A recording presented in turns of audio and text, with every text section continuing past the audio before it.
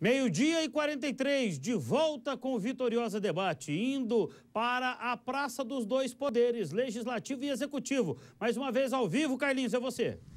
Pois é, André Silva, a gente tinha anunciado aqui a presença do professor de Filosofia, José Horácio, Filosofia e Ética. Eu vou perguntar para o professor de Filosofia e Ética, que também é membro da Comissão Diocesana de Justiça e Paz e que, de certa forma, se desdobra em outras ações também.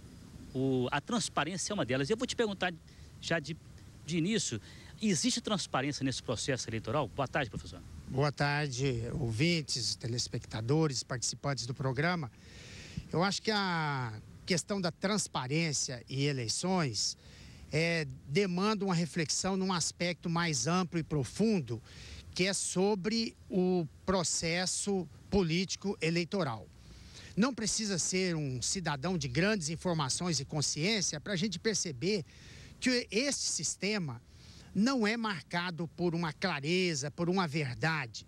Nós podemos, por exemplo, perceber como são escolhidos os candidatos, como são feitas as alianças entre os partidos, os projetos políticos, como eles são debatidos, votados.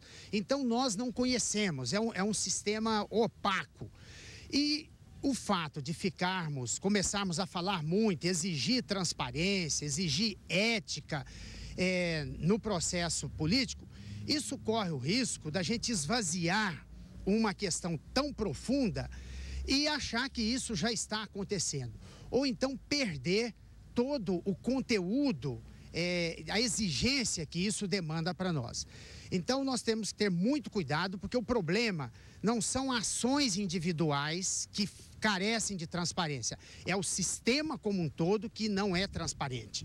Tá certo. Obrigado, professor José Horácio. André Silva, nós voltamos com você aí no estúdio. Muito obrigado pela participação com José Horácio, informando aqui ao vivo neste momento. Daqui a pouquinho, a discussão sobre as cidades, coeficiente eleitoral, as mudanças municipais aí, a dança das cadeiras, né? Aumenta daqui, dali, como é que fica aí dentro da sua cidade, números que estaremos apresentando. Por falar em cidades, neste momento, eu vou a Ituiutaba, onde ao vivo comigo está a Gabriela Sesquim. Gabriela, boa tarde.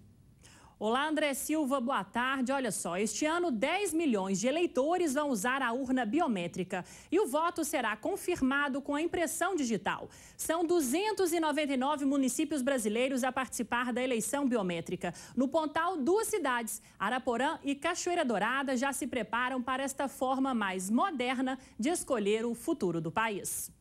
A renda per capita da cidade é uma das mais altas do país. O município, que possui um grande potencial turístico por causa das belezas naturais e do lago, ganhou atenção do resto do estado no mês de janeiro. É que, através de uma determinação do TRE, o município está passando por revisão eleitoral.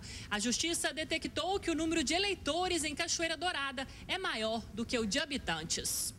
De acordo com o último censo, são 2.595 habitantes e 2.537 eleitores cadastrados. Destes 843, 29% não comprovaram residência. Foi apurado o indício de fraude de 29% dos eleitores em transferência e inscrição eleitoral.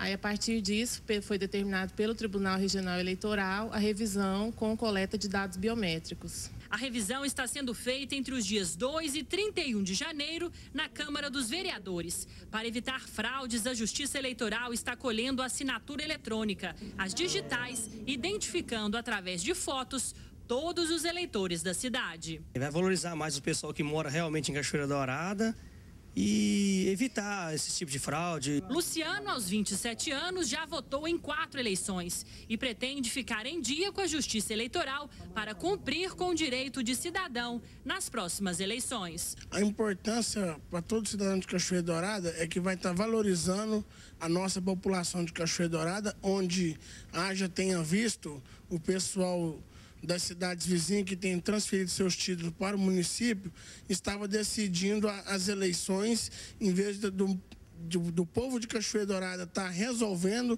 o pessoal de fora que estava resolvendo o futuro político da gente. É importante ressaltar que quem não fizer a revisão eleitoral terá o título cancelado. Já em Tuiutaba, a votação será através de urnas eletrônicas. 73.687 eleitores votam no próximo dia 7 de outubro em 33 locais de votação. André Silva. Muito obrigado, Gabriela. Parabéns por suas informações. Inclusive, era comentário aqui neste momento do doutor Genei, doutor Faleiros, né, João Batista, o Elvico aqui, todos comentando aqui, né, todos entusiasmados com esse trabalho feito em Ituiutaba. Mas eu vou colocar pimenta nesse negócio aqui. Doutor Genei, doutor Faleiros. Aí com a biometria, que é o teste biométrico que você faz antes para cadastrar para ter direito ao voto. O que vai sumir de defunto aí, de gente que morreu aí, que estava votando nas últimas eleições, vai dar uma sumida boa, não é não? Importantíssimo esse trabalho, é a seriedade da Justiça Eleitoral, e a reportagem foi feita aí na cidade de Cachoeira Dourada, na cidade onde eu fui promotor eleitoral durante mais de 5 anos, e é um problema histórico ali na região, é o grande número de eleitores, às vezes muito além da própria população da cidade. Isso aí, com toda certeza, não só possibilitará essa é o que foi bem lembrado pelo eleitor, que a população da cidade decida os destinos e não aventureiros e pessoas que não integram aquela comunidade. Doutor, porque neste processo é muito mais fácil, né? Inclusive o que eu dizia, justiça eleitoral sempre é lembrada e elogiada pelos processos aqui de votação no Brasil. Isso é importante, né? Sem dúvida alguma, André. O processo eleitoral, ele historicamente é um processo que merece a credibilidade e o respeito da população brasileira, né? E aqui em Uberlândia, em toda a nossa região, não é diferente. E esta necessidade de fazer revisão, ela é importante, onde são detectadas questões como esta, né, que o doutor Genei está dizendo, já ele pessoalmente constatou há muito tempo. Então, isso vai dar uma saneada, né, fazer uma asepsia, vamos dizer assim, na questão eleitoral lá de Cachoeira Dourada, o que é importantíssimo. Uberlândia, André, nós estamos com aproximadamente 430 mil eleitores, né? Por isso nós ainda não estamos com a identificação biométrica. Mas vamos chegar lá. Eu creio que para a próxima eleição de presidente da República nós já teremos. Então, imagina, nós deveremos ter votando aí, aliás, aptos a votarem aproximadamente 430 mil pessoas. É um volume muito grande. Mas se acontece numa cidade com um pouco mais de 2 mil habitantes, imagina nos grandes centros também o quanto é importante fazer esta asepsia que nós nos referimos, né? Gostei dessa, viu, doutor Faleiros, com toda a liberdade, gostei. Tem que entrar para os anais mesmo. Uma asepsia eleitoral tem que ser feita, uma limpeza generalizada mesmo. Então, nós vamos saber agora, com o material preparado pela TV Vitoriosa, consultado juntamente com a Justiça Eleitoral, sobre as mudanças eleitorais. Por gentileza, números aí, acompanhando os nossos convidados, né, para vereadores em 2013. Araguari saindo de 11 para 17, Araxá passando de 10 para 15 vereadores, Campina Verde passando de 9 para 11, Capinópolis passa de 9 para 11, Carmo do Paranaíba passando de 9 para 11 vereadores, o mesmo acontecendo em Conceição das Alagoas. Coromandel também da mesma forma, de 9 para 11. Sucessivamente vem Frutal passando de 10 para 15 vereadores, Ibiá passando de 9 para 11, Tuiutaba de 10 para 17, Iturama indo para 13, saindo de 9 para 13, Monte Alegre de Minas passando de 9 para 11 vereadores, Patos de Minas de 11 para 17, Patrocínio indo de 10 para 15 vereadores. Aí vem Prata passando de 9 para 11, São Gotardo de 9 para 13, Uberaba aumentou bastante aí de 14 para 21 e Uberlândia de 21 para 27 vereadores. Professor Paulo, o que significa de um coeficiente eleitoral? É claro que cidades não citadas aqui têm ali toda uma especificação da Justiça com relação ao número de habitantes, né? Então, a per capita disso aí caindo aí fora essa cidade, não é isso, professor?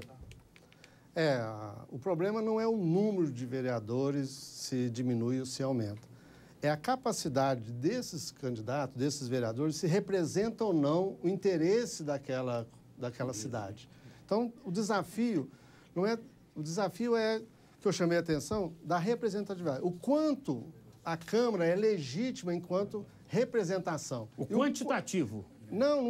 O quantitativo não é tão importante. O importante é se a Câmara, por exemplo, o Legislativo, é representação do interesse da sociedade, das várias partes da sociedade, dos vários interesses, e se o Legislativo não é só despachante do prefeito, se o Legislativo realmente cumpre a sua função de representação e de controle sobre o Poder Executivo. Da mesma forma que o o sistema, né, jurídico controla tanto o executivo e o legislativo. Então, nós temos um sistema que ele não parte da personalidade, se a pessoa é boa, ruim, se ela é egoísta, se ela é altruísta. Mas são as instituições que controlam entre si, poder controlando poder.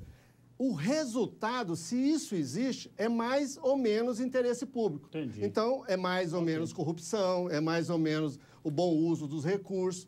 Então, o que está em jogo no processo eleitoral é a produção dessa representação, se ela é mais ou menos legítima. Importante o que o senhor falou, o bom uso dos recursos administrados diretamente pelo TCU, o Tribunal de Contas da União. E o Tribunal de Contas da União, para se terem uma ideia, rejeitou algumas contas aqui de cidades da nossa região. Eu tenho, por exemplo, Serra do Salitre, Tupaciguara, nós temos aqui a informar sobre Canápolis. Inclusive, lá na cidade de Canápolis, houve uma rejeição, segundo o TCU, das contas do Diógenes Roberto Borges, então, naquela época, prefeito da cidade de Canápolis. Como é que o senhor vê isso, doutor Faleiros? Essa rejeição de contas. Há um processo, há todo um trâmite, um zelo do TCU para que as contas apresentadas, são trabalhadas, dinheiros, as verbas que são liberadas através de processo licitatório, para que haja uma execução de obras e depois há essa rejeição.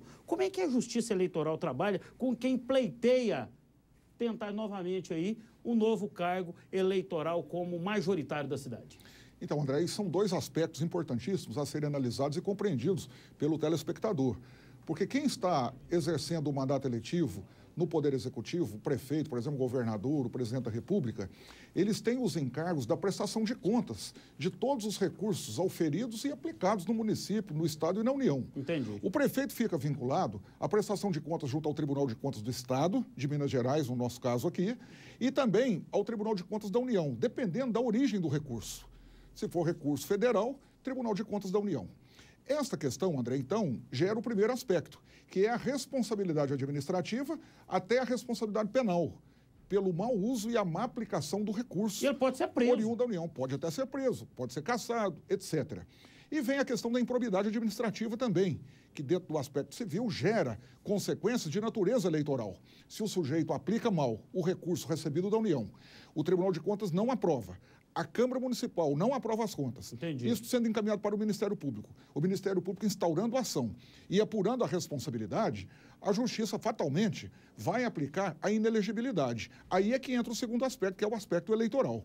O indivíduo estando inelegível, como aconteceu, por exemplo, com o Collor, né? Para dizer aí um caso que é realmente público e notório, ficou 8 anos inelegível, depois daquele impeachment, ele pediu a renúncia na época para não ser cassado, etc. Só que ficou durante 8 anos impedido de disputar a eleição. Passados os 8 anos, ele disputou a eleição e hoje é senador.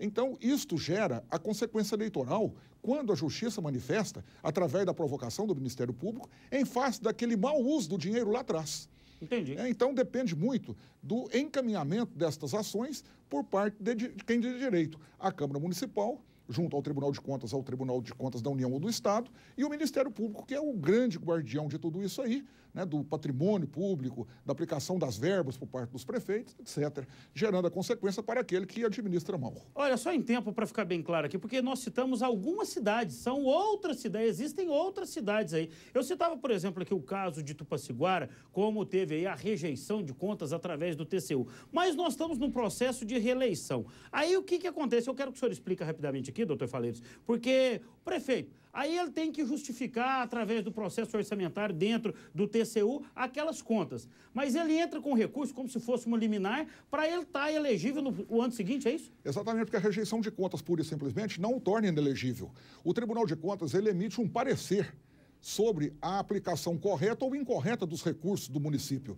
Quem decide se deve ou não aplicar uma sanção ao prefeito é a Câmara Municipal. Entendi. A Câmara é quem vota pela aprovação ou pela rejeição das contas. Ok. Né? Então, o tribunal apenas emite o parecer. E a partir da deliberação da Câmara é que vem as consequências, normalmente através do encaminhamento para o Ministério Público. Então, precisa ser feito isto para que a inelegibilidade lá na frente seja decretada. Muito bem. A simples observação de que não houve a aprovação por parte do Tribunal de Contas do Estado da União, não torna o indivíduo inelegível. Muito bem, esclarecido o assunto, não é isso? Acredito que ficou bem esclarecido e com documentos que nós temos, é claro que serão apresentados em outros programas aqui da TV Vitoriosa. Indo para o Elvico agora, consultor de marketing político, e realmente, né, não é fácil fazer o marketing neste ano, hein, Elvico?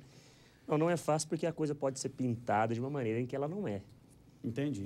Em caso, teve um parecer, vamos dizer nesse caso específico, por parte do Tribunal de Contas da União, que é uma verba vinculada à União, onde esse parecer não dá aprovação total.